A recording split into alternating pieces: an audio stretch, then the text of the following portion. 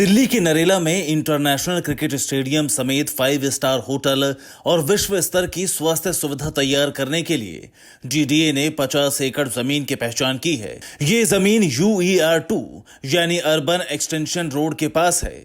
इसके अलावा LGV के सक्सेना ने डीडीए से ओलंपिक गेम्स से जुड़ा इंफ्रास्ट्रक्चर तैयार करने को कहा है ताकि ओलंपिक्स 2036 की मेजबानी का दावा कर सके।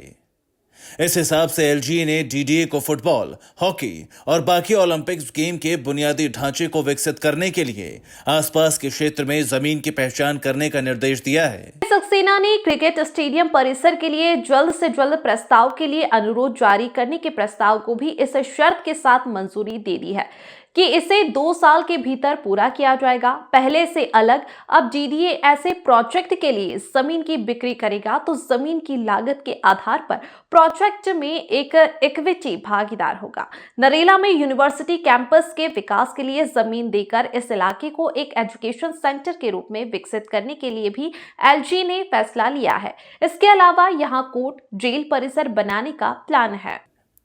दिल्ली सरकार दिल्ली ओलंपिक्स 2036 की मेजबानी के लिए भी इच्छुक है।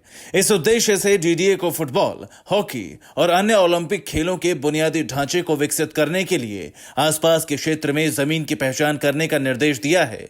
डीडीए ने एक नया नियम भी बनाया है जिसके तहत जो ऐसी परियोजनाओं के लिए जमीन बेचेगा उसमें वो जमीन की लागत के आधार पर एक इक्विटी भागीदार होगा।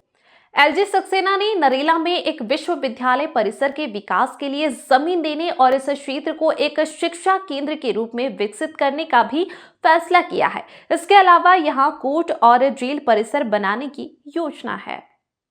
अगर नरेला में इतना कुछ होगा तो वाकई नरेला की सूरत बदल जाएगी। इतना ही नहीं, इस क्षेत्र के लोगों को भी काफी फायदा मिलेगा। Bureau report, P24 news.